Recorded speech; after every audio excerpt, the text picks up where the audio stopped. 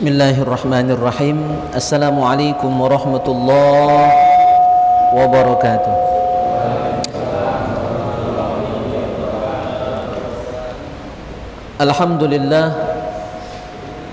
Alhamdulillahilladzi hadana lihadza wa ma kunna linahtadiya laula an hadana Allah. Asyhadu an la ilaha illallah wahdahu la syarika lah wa asyhadu anna sayyidana Muhammadan abduhu wa rasuluhu la nabiyya ba'dah. Allahumma salli wa sallim wa barik wa karrim wa azim ala sayyidina Muhammad wa ala alihi wa sahbihi wa mawalah, amma ba'du. Hadratul muhtaramin, para jemaah yang mulia, ikhwani fillah rahimakumullah. Semoga semuanya dalam keadaan sehat walafiat. Yang jomblo semoga segera menikah. Yang buntu semoga dilancarkan, dilapangkan rizkinya oleh Allah Subhanahu wa taala. Dan yang paling semangat doanya, dan yang paling penting dari semua doa kita, hajat kita, munajat kita kepada Allah Subhanahu wa taala adalah semoga Allah karuniakan kita kenikmatan, kelezatan beribadah kepada Allah Subhanahu wa taala. Maka pertama dan paling utama, mari senantiasa kita bersyukur, memuja dan memuji Allah Subhanahu wa taala, karena atas limpahan nikmat karunia-Nya kita bisa bersilaturahim kembali pada malam hari ini setelah sempat libur 2 minggu. Yang pertama karena kita takziah, ada saudara kita di Bikers Fisabilillah yang mendapatkan musibah, meninggal anak beliau di dalam kandungan istrinya 2 hari, malahan meninggal sebelum dilahirkan, sebelum dikeluarkan mayitnya. Dan kita turut berduka cita, maka kita sampai liburkan pengajian karena hal yang seperti itu. Jadi tidak bisa tidak, kita saling dukung, saling support ya pada hal-hal yang seperti ini. Yang kedua, minggu tadi juga libur karena kami berangkat ke Air Kumbang untuk berpartisipasi menjadi Dewan Hakim pada Musabaqah Kabupaten Banyuasin. Dan malam hari ini juga sebenarnya kalau saya iakan bakal libur pula, karena kemarin ditelepon keluarga dari Galang Tinggi, malam hari ini peringatan 40 hari meninggalnya orang tua beliau, diminta ceramah juga. Cuma saya tolak karena bakal kelamaan liburnya. Saya bilang sudah libur 2 minggu, kalau ditambah pula malam ini libur 3 minggu. Nah, saya tidak enak, tidak nyaman. Kayak lama-lama kalau keseringan libur nihan lah juga ya. Nah, itu biasa penyakit majelis itu begitu. Ya, galak nganyang liburnya. Nah, kelamuan nganyang sudah ya, tidak lagi galak nganyang karena memang tidak datang lagi. Nah, nauzubillah, kita berlindung, semoga majelis kita yang sudah berjalan 4 tahun ya, ini sudah masuk tahun ke-5, mudah-mudahan tetap istiqomah. Amin ya rabbal alamin. Salawat dan salam semoga senantiasa tercurah limpahkan ke hariban junjungan kita Nabi Muhammad sallallahu alaihi wasallam serta keluarga, sahabat dan pengikut beliau. Jamaah yang mulia, kita memasuki sesi terakhir dari pembahasan tentang adab ya, niat kita pergi ke rumah teman, ke rumah kawan, adab ziarah ya. Nah, ini sesi terakhir, jadi poin ke-7 dari niat kita datang ke rumah kawan, ziarah, berkunjung ke rumah teman ya, ke rumah keluarga, ke rumah tetangga. Niat kita yang ke-7 adalah an-niyatus sabi'ah yanwi bi ziyaratihi iltimasa mahabbatillah. Kita niatkan ketika berkunjung tadi untuk ya mencari, memohon, mengharapkan mendapatkan mahabbatillah, cinta Allah. Ya, mengharap cinta Allah, karena Allah senang melihat kita berduyun-duyun, saling datangi, saling kunjungi. Ya, makanya prinsip kita di Bikers Fisabilillah itu KPK, ya, kekeluargaan, persaudaraan, kebersamaan. Itu membuat Allah cinta. Itu membuat Allah senang.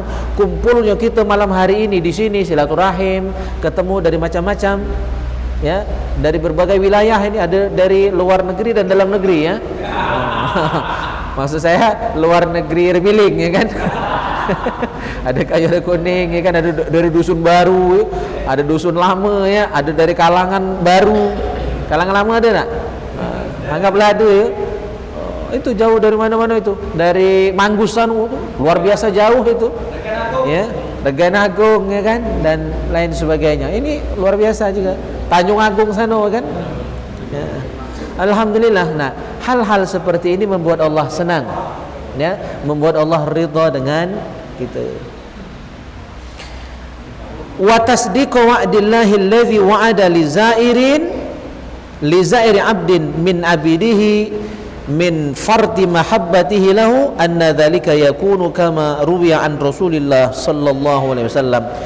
Yang berikutnya, selain memperoleh cinta Allah dengan kita berziarah ke rumah teman, ya, saling kunjung, saling tandangi, yang kedua adalah memperoleh atau membuktikan janji Allah Subhanahu wa taala. Karena Allah sudah berjanji ya akan memberikan karunia, fadilah, keutamaan bagi orang yang senang ziarah, senang silaturahim. Nah, di antaranya disebutkan dalam sabda Rasulullah sallallahu alaihi wasallam, anna rajulan zara akhahu fi qaryatin ukhra. Seorang bertandang ya, berziarah, berkunjung ke rumah kawannya yang di kampung yang berbeda. Jadi sampai di luar dusun, di luar daerah. Tahan dia bertandang ke rumah kawannya walaupun jauh. Fa arsalallahu fi madrajatihi malakat. Tiba-tiba Allah mengutus ya di tengah jalan, sebelum dia sampai ke rumah kawannya tadi, Allah mengutus seorang malaikat. Malaikat tadi ditugaskan untuk mengetes, untuk menguji, untuk bertanya kepada kawan yang nak bertandang ke rumah kawannya tadi. Maka kalau ketemu orang tengah jalan, nah, kita berhusnuzon walaupun kondisinya mana, anggaplah itu ujian. Kadang-kadang ada yang minta-minta, kadang-kadang ada orang yang compang-camping, kadang-kadang ada orang yang tingkah lakunya aneh buat kita kesel. Bisa jadi itu malaikat yang nak ngetes kita, yang nak nguji kita. Nah, jadi disitulah kita perlu menerapkan ilmu husnuzon, berbaik sangka. Siapapun yang kita temui di jalan tuh, ya tetap berbuat baik, walaupun ngeselin, ya, walaupun bikin kesel, bikes ya. Maka jangan salah sebut tuh, bikers, bukan bikes ya. Kalau bikes bikin kesel itu. Ya, jadi bikers kalau grup kita itu namanya. Nah, Allah utus malaikat. Dan tentu malaikat itu nyamar. Nah, maka salah satu karakteristik dari malaikat adalah tasyakkul. Dia bisa malih rupa, ya, dalam wujud-wujud yang dia kehendaki. Tapi wujudnya bagus-bagus, ya, yang indah-indah, yang bagus-bagus. Atau kalaupun orang ya, dia nyamar, kadang-kadang bisa juga kadang-kadang jadi peminta-minta, pengemis, tapi wujudnya masih bagus. Ya, beda dengan jin kalau nyamar. Kadang-kadang jadi binatang, jadi ular dan sebagainya. Nah, malaikat tadi yang nyamar tadi, utusan Allah tadi bertanya, faqal aina turid, nak ke mana kau? Ya, hendak pergi ke mana dirimu? Qal aradtu akhan li fi hadhil qaryah. Nah, jawab laki-laki tadi, saya mau berkunjung ke rumah teman saya yang ada di kampung ini. Ya, aku nak mengunjungi dia. Qala hal bainaka wa bainahu rahimun tasiluha. Nah, malaikat tadi bertanya lagi, apakah kalian berdua itu ada hubungan silaturahim, ada hubungan keluarga, besanak apa tidak? Ya, atau hanya orang lain tapi akrab saja? Aulahu alaika ni'matun tarubbuha. Ya, atau ada hajat, ada keperluan, ya, ada kenikmatan, ada keperluan, ya, semacam ada hajat, ada kena nak minjam duit misalnya, atau nak nagih hutang misalnya, ada hajat itu. Apa jawabnya? Qala la, kami dak kati hubungan sanak keluarga, ya, kenal baru berapa hari ini, ya kan, baru kenal lah besar, tahulah tua, baru sekarang tahunya, cuma langsung akrab begitu, ya, karena kesamaan visi dan misi, kesamaan cita-cita, ya, kesamaan hajat. Dan juga aku bukan pula karena ada hajat dengan dia itu, bukan karena apa, nak berutang misalnya, tidak. Memang murni nak bertandang, nak silaturahim, kangen sama kawan. Maka Nah, jawabannya berikutnya, illa anni ahbabtuhu fillah. Aku datang ke rumah dia murni semata karena ahbabtuhu fillah. Aku cinta dia, aku sayang dia, aku baik dengan dia karena Allah, bukan karena yang lain. Qal fa inni Rasulullah. Maka malaikat tadi yang nyamar tadi akhirnya menjelaskan bahwa dia sebenarnya adalah utusan Allah, seorang malaikat yang nyamar, nak nguji, nak ngetes sang hamba tadi. Yuhibbuka kama ahbabtahu fih. Nah, jadi malaikat ini menyampaikan pesan dari Allah bahwa Allah cinta dengan orang ini tadi karena cintanya kepada temannya, karena senangnya dia kepada temannya. Dapat salam dari Allah, Allah sayang dengan dirimu, Allah cinta dengan dirimu karena cintamu kepada sahabatmu, kepada temanmu. Masya Allah, ya. Wa qala sallallahu alaihi wasallam, yaqulullahu jalla dzikruh, Allah berfirman, khalaqtu mahabbati lil mutahabbina fillah. Aku menciptakan kecintaanku, cintaku, kasihku, sayangku kepada orang-orang yang saling cinta karena aku, kata Allah. Jadi cinta Allah diberikan kepada orang yang saling cinta karena Allah. Cuma kita ni yang muda-muda wabil khusus asal dengar kata cinta itu cewekan tuh landa, ya. Tidak melulu asal kata cinta tuh cewekan. Atau kita bilang cinta dengan lanang, homo, ndak mah itu, ya. Cinta yang dimaksud ini bukan berkelinjangan, itu bukan, ya. Cinta dalam makna yang luas, kita senang, sayang kepada sesama makhluk Allah Subhanahu wa taala. Makna cinta di sini wa maknahu haqiqatul istighfar. Jadi makna Allah mencintai hamba, ya, bukan Allah linyang, maksudnya bukan itu, ya. Makna Allah mencintai seorang hamba di sini disebutkan adalah haqiqatul istighfar. Allah mengampuni kita. Jadi sebesar apapun dosa kita, ya, ketika kita mencintai sesama hamba Allah, Allah akan mengampuni dosa-dosa kita. Gitu. Maka terakhir terkait dengan istighfar ini, yuqal inna Abdul Wahid bin Zaid sami'a rajulun yastaghfirullah. Ya, beliau mendengar ada seseorang yang membaca istighfar. Faqala ayyuhar rajul, lalu Abdul Wahid bin Zaid bertanya kepada orang yang membaca istighfar tadi, hal tajri ma makna istighfar? Tahu tak kamu apa arti dari istighfar itu? Qala la a'lam. Maka laki-laki yang membaca istighfar tadi menjawab, saya tidak tahu apa arti istighfar itu. Jadi maco bae, tidak terti. Ya, jangan sampai kita termasuk yang demikian. Kita membaca harus paham, mengerti apa yang kita baca. Maka diterangkan oleh beliau, i'lam annal istighfar taubah. Istighfar itu adalah taubat kepada Allah Subhanahu wa taala. Wa taubatu ismun waqi'un li ma'ani sittin. Dan taubat itu ada 6 makna. Istighfar adalah taubat, dan taubat itu ada 6 arti taubat. Yang pertama atau syarat taubat itu ada 6. Ya. Yang pertama, awwaluha an-nadmu 'alal madi, menyesali dosa masa lalu. Kalau tak nyesal berarti belum taubat. Yang kedua, ats-tsani tarkul 'audi fil baqi, berjanji tidak akan mengulangi kesalahan yang lalu pada masa yang akan datang. Jadi nomor 1 nyesal, yang kedua berjanji tidak akan melakukan lagi, tidak akan mengulangi lagi. Yang ketiga, ats-tsalits ada'u kulli fardin dayya'tahu fima bainaka wa bainallah, mengkodok seluruh kewajiban yang engkau tinggalkan selama ini. Jadi syarat sahnya taubat, kalau meninggalkan sholat, sholatnya dikodok, meninggalkan puasa, puasanya dikodok, selama ini tidak keruankan bayar zakat tapi tidak, ya, maka semuanya dikodok, seluruh kewajiban-kewajiban yang tinggal kodok galau. Bukan cuma sholat, puasa, zakat, ya, dan yang lain-lainnya. Kewajiban-kewajiban yang tinggal dilunasi, ya, dikodok kembali. Itu yang ketiga. Jadi kalau taubat beda mengkodok, belum terima taubatnya, ya.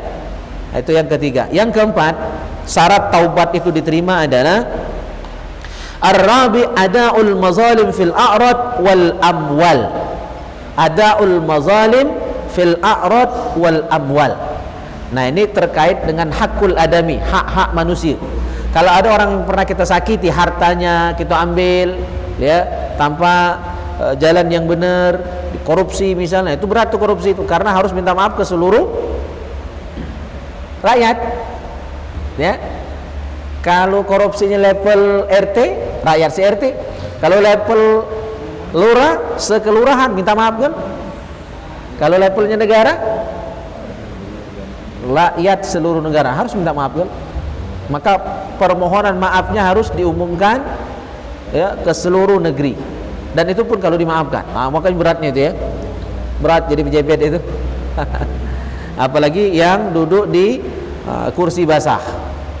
Ya, yang kursi kering lagi banyak loka, apalagi yang basah. Nah, atau pernah menzolimi, menyakiti, atau a'rad itu kehormatan, merusak kehormatannya, memfitnah dia, ngupat ke dia. Nah, itu berat. Ya. Nah, dosa yang berhubungan dengan hakul adami itu harus dituntaskan juga. Adaul mazalim, dituntaskan. Artinya minta maaf, minta halalkan, ya. Atau mengembalikan kalau itu berupa harta benda. Nah, kalau berupa harta masih mending, ya, karena kalau misalnya kita udah sanggup bertatap muka, itu bisa masuk ke celengan masjid misal, tapi niatkan atas nama orang itu. Nah, yang susah itu kehormatan, merusak kehormatannya, ya, dengan cara fitnah misalnya, itu berat. Karena harus datang dan minta maaf secara langsung dengan yang bersangkutan yang pernah kita fitnah. Nah, itu sulit, ya. Dan itu harus, selama tidak dituntaskan belum selesai. Itu yang keempat. Yang kelima, al-khamis idzabatu kulli lahmin wa syahmin nabata min haram hatta ya'udal azmu wal jildu fi makanihi. Nah, ini berat juga yang kelima ini. Syarat sahnya taubat itu, ya, kalau dosa itu terkait dengan korupsi misalnya. Tentu kita makan, kita minum, badan kita jadi gemuk lipo. Maka supaya taubatnya sah, balikkan lagi ke asal. Jadi kalau dulu kurus, balik kurus lagi. Itu makna yang kelima itu. Idzabatu kulli lahmin. Ya. Ada kan yang pejabat itu beda, cak kita nih gendut dari lahir, ya kan? Maka saya dulu dipanggilnya lagi bayi itu ada panggilan khusus, ya. Cuma tidak usah disebut kayak di sekolah gitu. Ya, memang dari dulu saya gendut. Nah, ada orang yang sebelum jabat kurus, pas jadi pejabat gendut misalnya.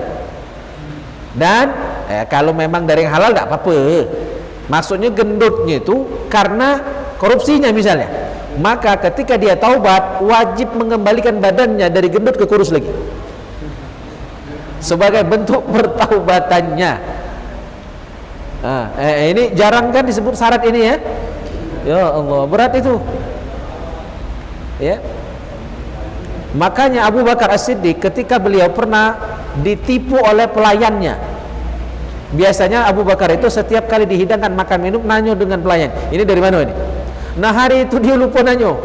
Kebetulan pelayannya itu mudi ke dia. Jadi pelayannya itu pacak jampi-jampi zaman jahiliyah. Nah, ada orang yang minta jampi sehat, tapi jampiannya bukan pakai ayat Al-Quran, tapi pakai jampi-jampi zaman dulu, jampi zaman jahiliyah. Jadi itu termasuk kesyirikan. Nah, dapat hadiah. Hadiah tadi jadi beli punya makanan, dikasih ke Abu Bakar. Begitu Abu Bakar sudah makan, ya, baru diberinya tahu. Itu dari jampi-jampi tadi. Abu Bakar tidak ridho, maka beliau masukkan tangannya ke mulut, air sampai termuntah. Itu cara Abu Bakar. Maka ini yang diambil kesimpulan oleh ulama bahwa sampai segitunya kalau nak taubat yang sungguh-sungguh. Ya, kita kan belum sampai seperti itu. Ya, sudah nyesal, ya, nyesal sambil be, taubat sambil. Belum berani sampai mengeluarkan isi perut, ya, yang berasal dari barang haram itu. Itu yang kelima. Balik ke kurus lagi. Yang keenam, yang terakhir, idzaqatul badan alamat ta'ati wa mararatiha kama dzaqat halawatal ma'asi. Nah, merasakan di badan kita ya pedihnya ketaatan. Jadi kalau tadi balikkan posisi badan dari gendut ke kurus, kalau dia gara-gara korupsi misalnya jadi gendut, maka balik ke kurus lagi. Yang kedua ini melatih badan kita untuk tahan, merasakan beratnya, pedihnya, sulitnya ibadah. Bangun malam itu berat, sholat subuh itu berat, infak itu berat. Bagi yang getak basah sangat berat itu infak walaupun 1000, ya kan? Maka itu harus dirasakan. Pedihnya ketaatan, sulitnya ibadat itu harus dipaksakan awalnya. Nah, lama-lama nanti akan terasa ringan. Ya, akan terasa ringan. Maka kita di bikers fisabilillah itu kan ada infak terus. Nah, goyori, tidak usah besar-besar, 1 juta tiap minggu kan jadilah. Ya. Itu ya bergoyor dari 1000 naik ke 2000 ya. Itu melatih. Karena taat itu alam itu pedih, berat, sulit. Nah, bagi yang belum merasakan nikmatnya taat, tidak galak sedekah itu, tidak galak ta'lim ini, tidak galak tahajud itu, tidak galak sholat subuh, berat ngaji itu, lemahlah muka HP daripada buka Al-Quran itu, ya, lemahlah muka HP daripada melintir tasbih, ngantuk. Bayangkanlah. Dan ini saya sudah sering eksperimen antara baca kitab, itu kadang setengah jam baca kitab, nguap kan ngantuk. Ya, saya eksperimen sendiri. Nah, saya banding baca kitab dengan main HP. Sekedar nak refreshing, ngilangkan ngantuk. Tengok dikit, ya. Tengok Facebook, tengok WA, ya kan? Kadang-kadang tengok YouTube. Ternyata sejam tak terasa. Niat tadi cuma nak muak ngantuk baik. Ternyata lebih lama muka HP daripada baca kitab. Berat berarti taat itu kan? Sangat berat. Nah, jadi kita harus merasakan beratnya, pedihnya ketaatan. Nah, sebagaimana waktu masih maksiat dulu sudah merasakan manisnya maksiat, lemak maksiat itu. Ya kan? Makanya ada yang bubu maksiat itu kan, tahan mayar maksiat itu kan, 2 tahun hilaf ada ya. Oh, itu kisah yang lagi viral sekarang ya. Hilaf kok katanya 2 tahun. Oke, itu laju ya, 4 kurang aja ya. Nah, untuk pelajaran baik. Karena memang lemak maksiat itu, ya, walaupun lah tahu masuk neraka, diancam dengan siksa, lemak, tahan mayar kan. Narkoba itu beli mahal, makanya ada yang isi rumahnya habis terjual, ya, bahkan rumahnya pun terjual, mobil tua jual, ada yang jual anak, jual bini. Nah, tidak tahu jual laki, belum terdengar aku jual laki ya, karena tak laku juga lakinya itu dijual ya kan, demi tadi maksiat. Ya, dikorbankan seluruhnya. Nah, nauzubillah min zalik. Jadi sebagaimana dulu pernah merasakan manisnya maksiat, kalau taubat tinggalkan seluruh maksiat itu, ganti dengan beratnya, pedihnya, sulitnya melaksanakan ketaatan kepada Allah Subhanahu wa taala. Awalnya berat, paksa ke dulu. Sama cak bangun tidur kan harus maksa. Kalau tidak dipaksa mana galak bangun, lemaklah narik kemul. Nah, kejutkan, asalah kejut berangkat sudah hilang lesu tadi, ngantuk tadi hilang. Jadi memang pada awalnya harus dipaksa, lama kelamaan ketika sudah merasakan indahnya iman, itu rasa ada yang kurang ketika tidak dilaksanakan. Baik, itu terakhir bahasan kita tentang adab-adab atau niat kita bertandang, berkunjung ke rumah sanak saudara, ke rumah kawan kita, yang ikhlas kita lakukan semua itu karena Allah Subhanahu wa taala. Baik, sebelum kita lanjut ke fikih, ada yang nak ditanyakan? Allah.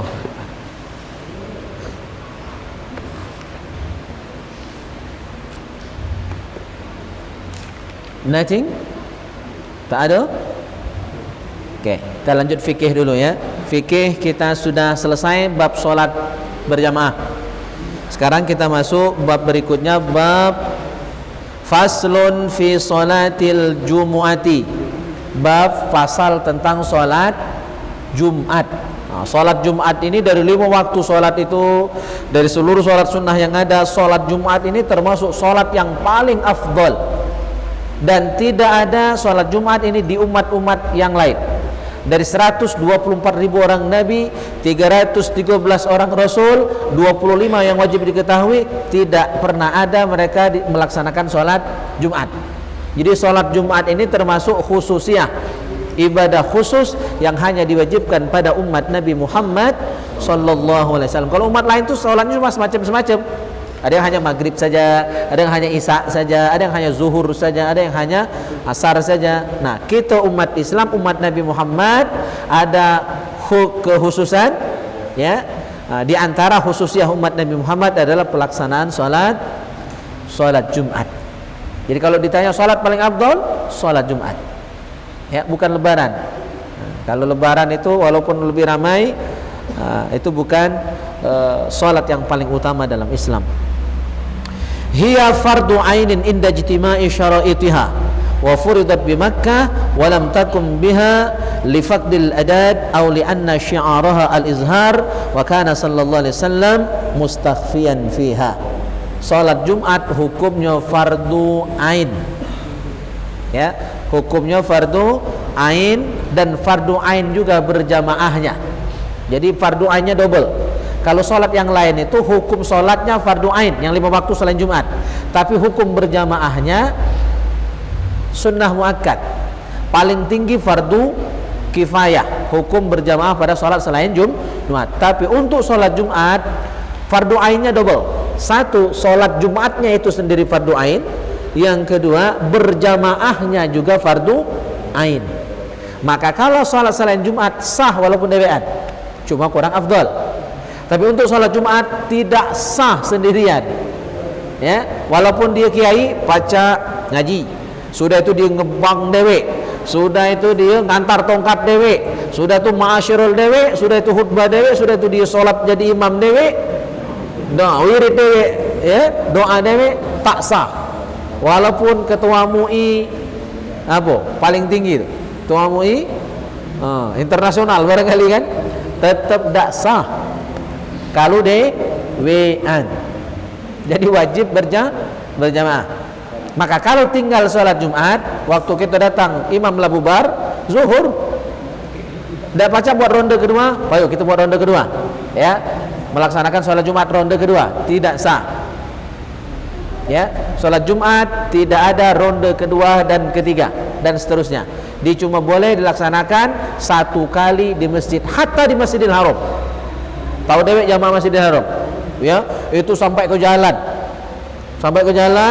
bahkan ada yang sholat di hotel-hotel di pinggir Masjidil Haram itu, ya, itu tetap cuma satu gelombang sholat Jumatnya, tidak boleh gelombang kedua dan ketiga, cuma sekali.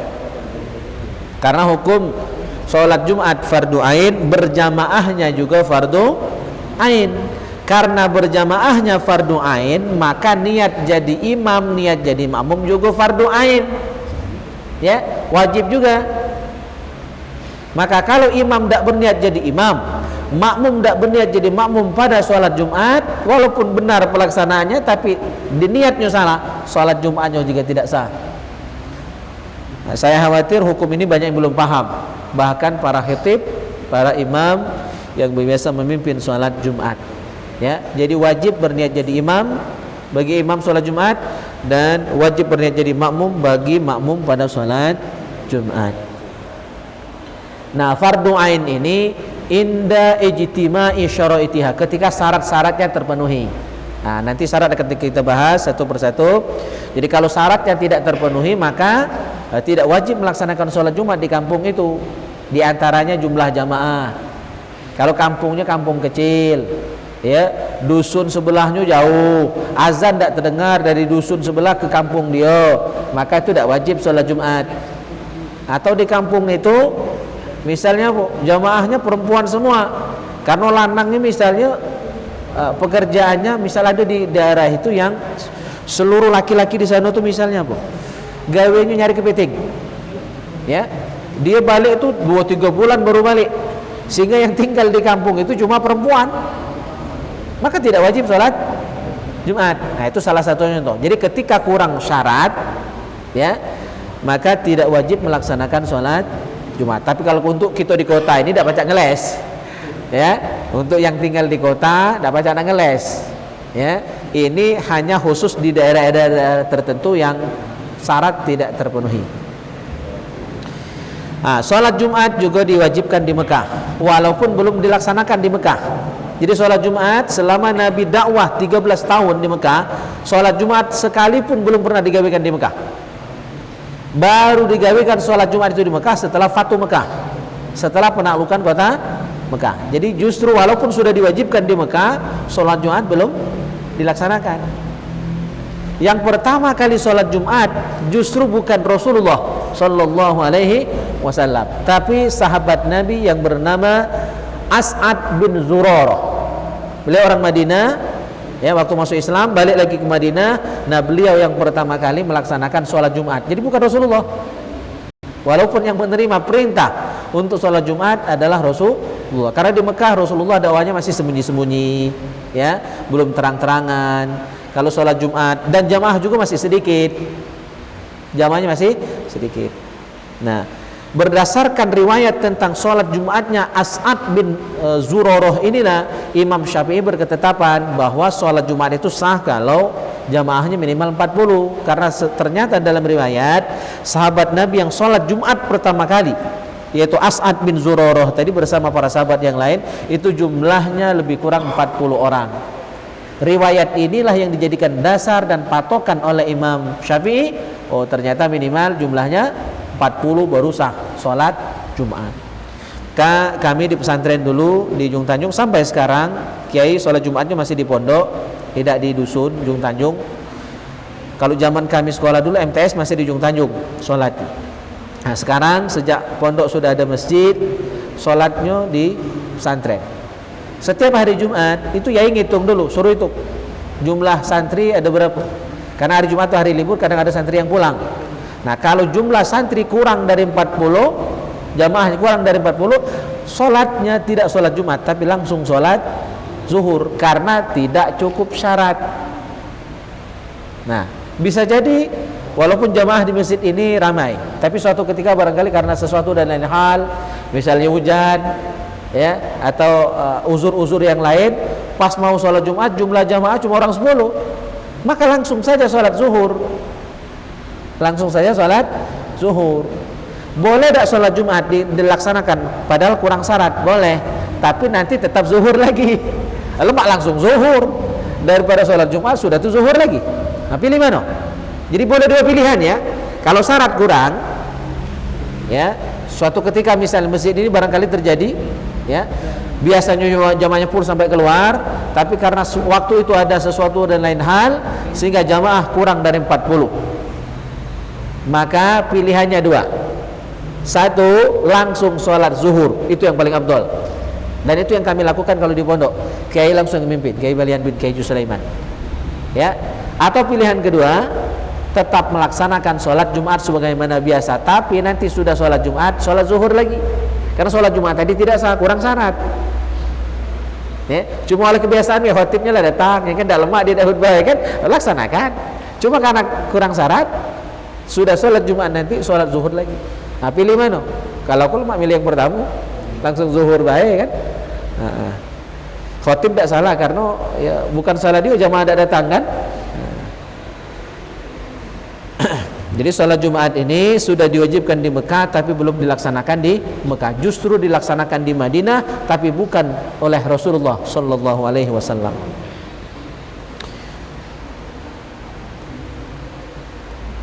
Wa sholatuha afdhalus sholawat, dan sholat Jumat adalah sholat yang paling afdal.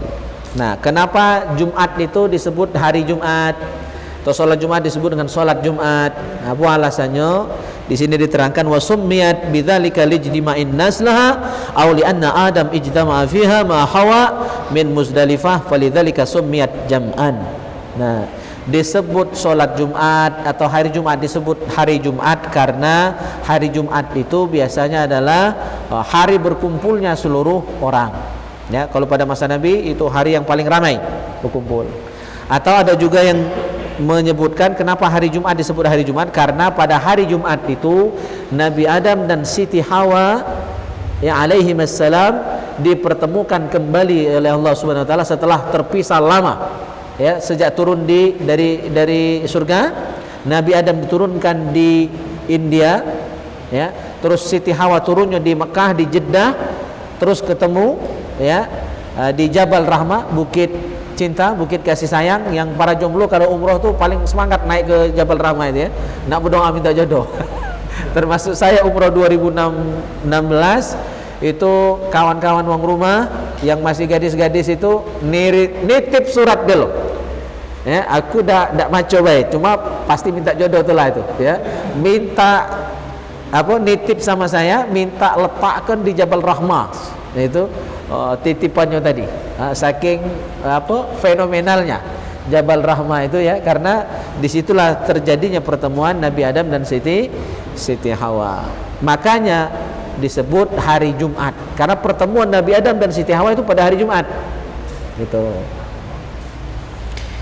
Nah, itu sekilas sejarahnya.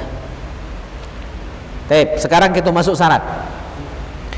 Tajibu jumu'atun ala kulli mukallafin ay balighin aqilin dzakarin hurrin fala talzamu ala untha wa khuntha wa man bihi rikun wa in kutiba linaksihi.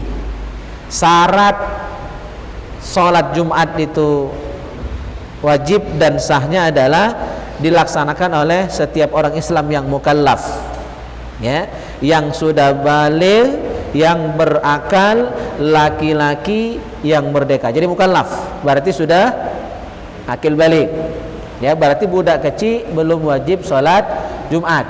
Dan kalau masjid itu misalnya ada orang 100, memang ada orang 100, tapi orang tuanya cuma 10, ya, 90-nya budak kecil, maka budak kecil tadi tidak kati hitungan walaupun penuh oleh budak kecil. Yang dihitung itu adalah laki-laki yang dewasa, ya, atau minimal yang sudah akil balik, ya. Anak kecil yang belum akil balik, yang belum bersunat, ya kan, nah, kecuali tua belum bersunat, itulah masuk hitungan walaupun belum bersunat, ya. Jadi harus yang sudah akil balik dan laki-laki. Maka perempuan tidak wajib sholat Jumat. Banci yang asli, ya, khuntha itu banci asli, itu tidak wajib juga sholat Jumat, ya.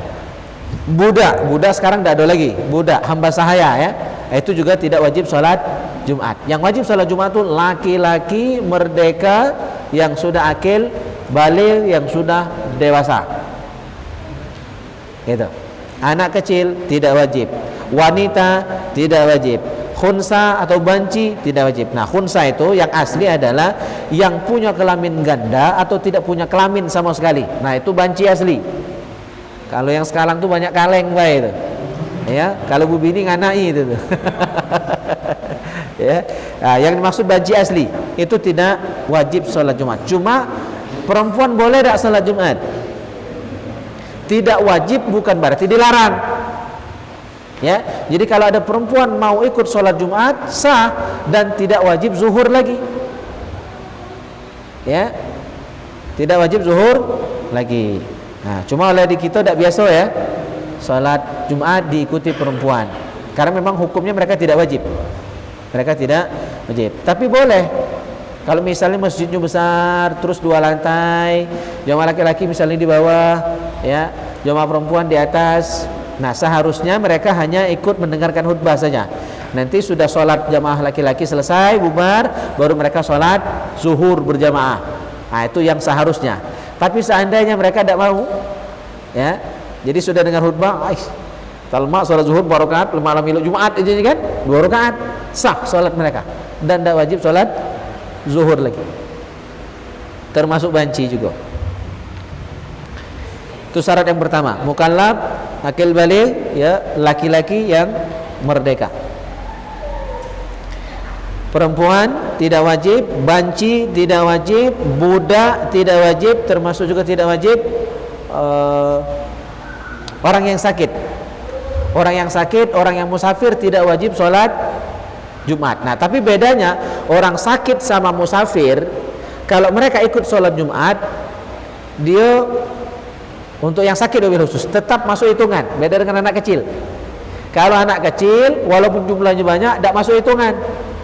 Kalau orang sakit mereka hanya tidak wajib, ya, tapi tetap boleh dan sah serta menambahi hitungan jamaah. Jadi misalnya ada jamaah 39, nah ada jamaah satu yang sakit, maka itu ngesahkan yang satu itu tadi, ya, karena dia walaupun sakit masuk hitungan.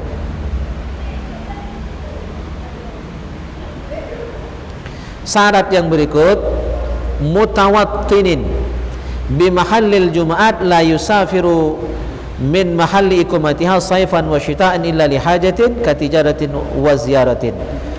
Penduduk asli, ya, penduduk asli yang memang sudah menetap berumah tangga di situ, walaupun awalnya datangan perantauan tapi sudah buat rumah, ya. Misal orang Palembang nikah di Pangkalan Balai, berarti sudah mustautin, sudah menetap, ya, sudah tinggal di Pangkalan Balai, maka dia sudah dianggap penduduk asli, ya, sudah menetap di kampung itu.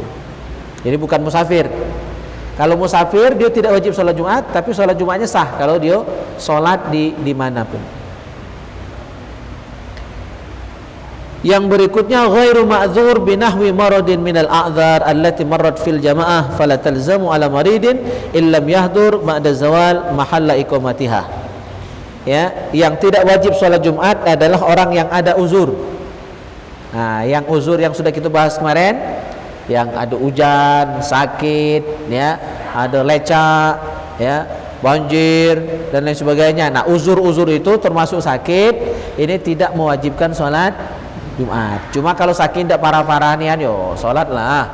Cuma kena jerawat, cuma pening kepala, ya, baik pening karena buntu banyak tagihan misalnya kan, nah, itu justru insya Allah dengan sholat Jumat insya Allah, ya, Allah berikan solusi dari masalah kebuntuan yang sedang dia hadapi itu. Sakit yang dimaksud ini sakit yang parah, ya, akan bertambah sakit, bertambah parah kalau dia tetap memaksakan diri untuk sholat Jumat. Kalau sakit ringan ya tetap wajib.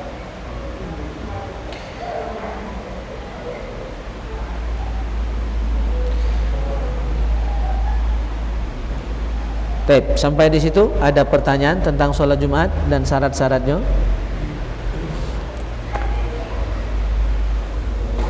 Ustaz, Ya. izin bertanya, ini dari jamaah online dari Akidah dari Yapensa Sikap 3. Assalamualaikum Ustaz. Waalaikumsalam.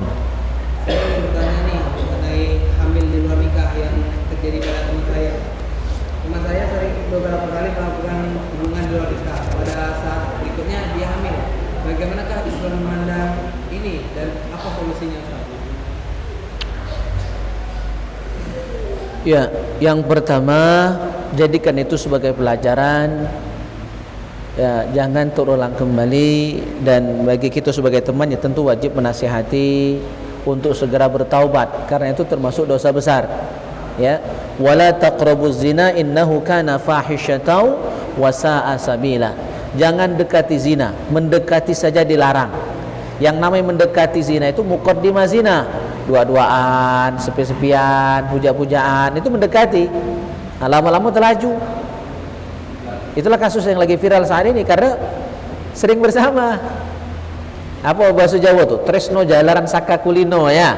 Cinta itu akan muncul karena seiring waktu, seringnya bersama, duaan, ya, gitu. Maka jaga jarak. Nah, saya menyikapi COVID yang sedang terjadi ini bagus, jaga jaraknya itu, ya. Jadi jaga jarak dengan yang bukan mahram itu diambil hikmahnya, ya. Jadi karena sudah terlanjur, ya tidak ada solusi lain kecuali taubat. Ya, dengan yang kita bahas tadi, ya, menyesal, betul-betul menyesal dan berjanji tidak akan mengulangi. Nah, cuma syarat yang berapa tadi yang harus balikkan lagi tak? Kalau dari kurus ke gendut balik kurus lagi, kalau balik ke dari hamil ke tahmil, nah itu saro kan? Jadi bukan berarti harus digugurkan maksud saya, ya. Yang penting taubat, nyesal, berjanji tidak akan mengulangi lagi. Dan kalau sudah hamil ya anaknya tidak boleh digugurkan. Ya, kadang-kadang karena frustasi akhirnya digugurkan. memang status anaknya itu jadi anak yang anak hasil zina. Efeknya adalah dia tidak bisa dinisbahkan kepada ayah biologis. Jadi kita tidak sebut ayah kandung walaupun nanti menikah.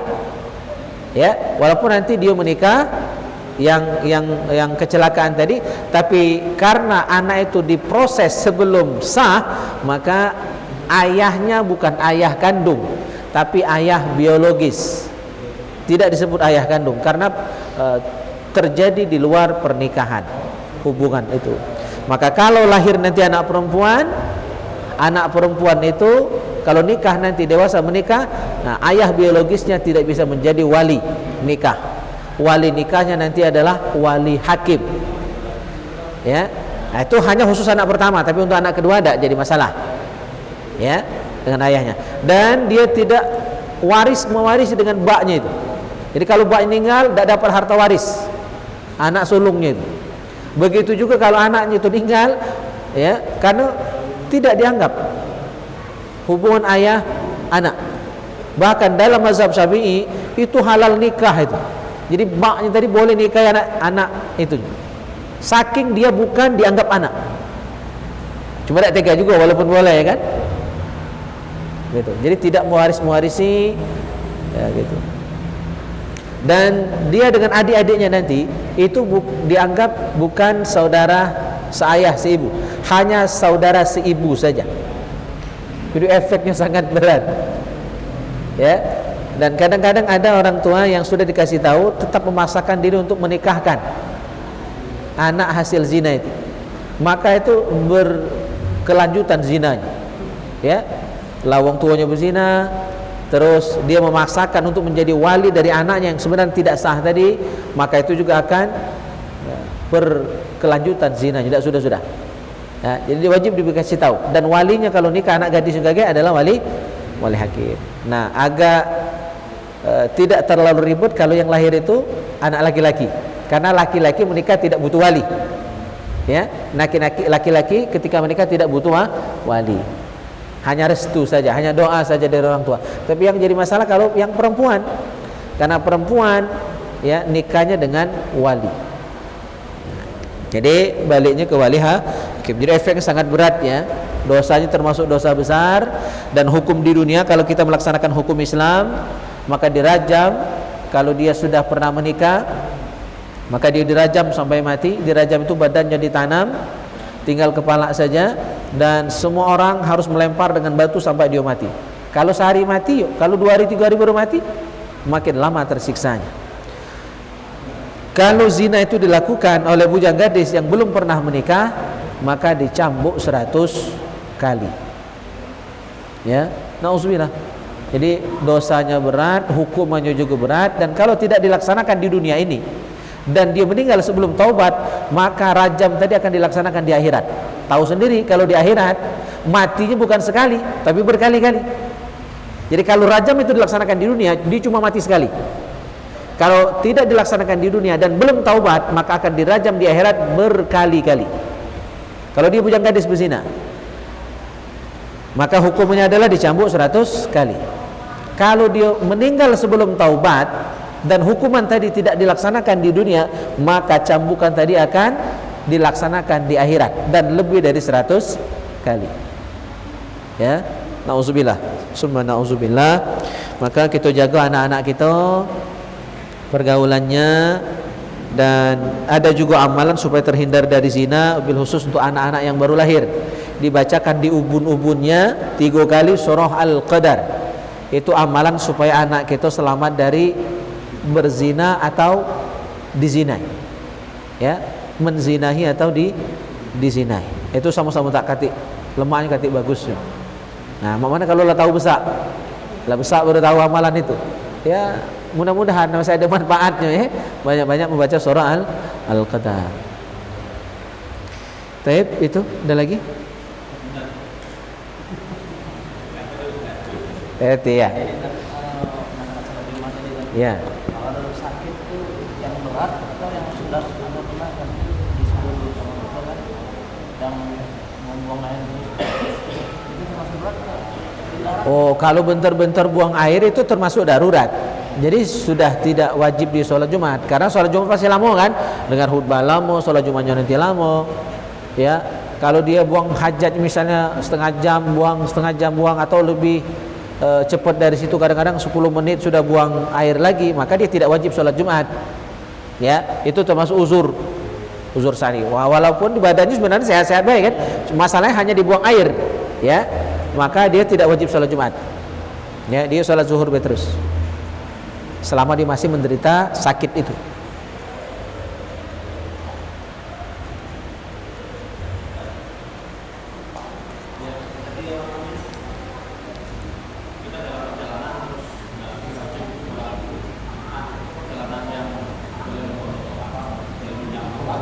Ya, tentu musafir yang itu. Kalau musafir cuma ke Palembang, cuma ke dusun, ke Sumber, itu belum.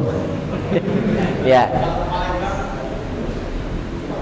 Iya, banyak masjid kan? Ya. Jadi musafir yang dimaksud tentu tidak seluruh musafir. Musafir yang sudah membolehkan kita menjamak sholat dan mengqashar sholat. Jadi bukan perjalanan yang dekat, ya, tapi perjalanan yang jauh. Tapi kalau kita musafir zaman ini tidak ada kendala sebenarnya kan, tinggal mampir, masjid banyak pinggir jalan, milu sholat Jumat, sah sholat kita. Ya, cuma kita tidak wajib, tapi sah kalau sholat Jumat. Jadi kita yang musafir itu sebenarnya kewajibannya sholat zuhur. Ya, kewajibannya sholat zuhur. Wabil khusus ini kan zaman-zaman dulu lah. Ya, zaman dulu kan kalau musafir itu masuk hutan keluar hutan. Kalau sekarang masuk dusun keluar dusun. Masjid banyak pinggir jalan, maka sedikit situasinya berbeda. Jadi kita untuk saat ini musafirnya ya tetap sholat Jumat, apalagi perjalanan darat, kecuali jalan udara katik masjid di pucuk situ. Ya, kiri pir bisa ya. kiri di pesawat campak dia.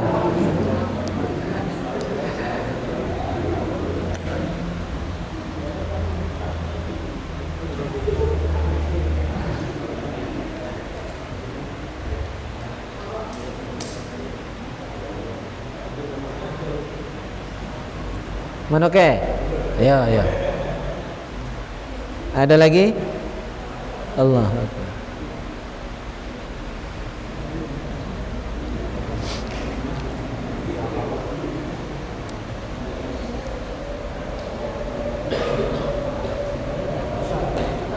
Kalau kita memperhatikan dari bintang kan di sini termasuk satu lah, tahu kan ya? Jauh, ya sudah boleh. Beneran hari Jumat Bali ya, sampai ke dusun kamu supir itu Islam bukan, tahu apa pertama langsung juga sudah lah dekat kayak waktu ini baru berhenti, buru-buru di sholat Jumat sudah salah mau salah. Tapi kalau memang tidak mengatakan musafir itu tidak mengatakan sholat Jumat, Iya, zuhur. ya memang keinginan tetap masih sholat Jumat lah. Iya. Sopirnya tidak kooperatif ya. Iya.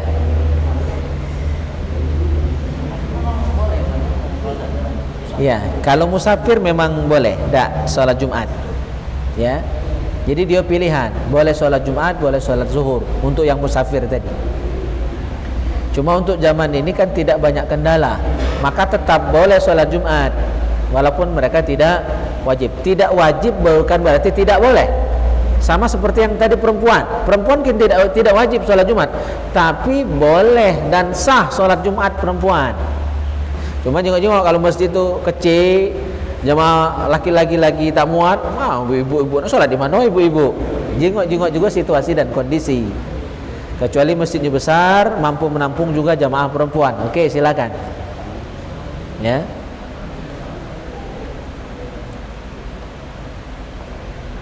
Jadi yang tidak wajib sholat Jumat seperti musafir tadi, orang sakit, perempuan, banci, anak-anak, ya itu memang tidak wajib, tapi tetap boleh dan sah sholat Jumatnya. Jangan gara-gara dibilang tidak wajib laju tak boleh. Bukan, boleh dan sah, ya. Iya. Oke, dan lagi sambil di alkunya. Allah.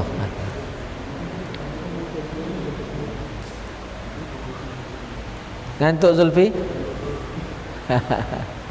Habis pertanyaan dari itu? Habis. Okey, cukup berarti kan? Jadilah. Mudah-mudahan yang sedikit ini manfaat, dan mudah-mudahan kehadiran kita ini menjadi saksi bagi kita di akhirat nanti bahwa kita termasuk hamba-hamba Allah yang cinta ilmu, cinta ulama, yang rajin silaturahim, dan mudah-mudahan kita semua nanti dikumpulkan di akhirat di surganya Allah Subhanahu wa taala sebagaimana kita dikumpulkan pada malam hari ini. Amin Allahumma amin. Kita tutup dengan doa kafaratul majlis. Subhanakallahumma wa bihamdika asyhadu an la ilaha illa anta astaghfiruka wa atubu ilaik. Bismillahirrahmanirrahim. Alhamdulillahi rabbil alamin. Hamdal hamidin, hamdal syakirin, hamdal na'imin, hamdan yuwafi ni'amahu wa yukafi'u mazidah. Ya Rabbana lakal hamdu kama yanbaghi li jalali wajhikal karim wa azim sultanik.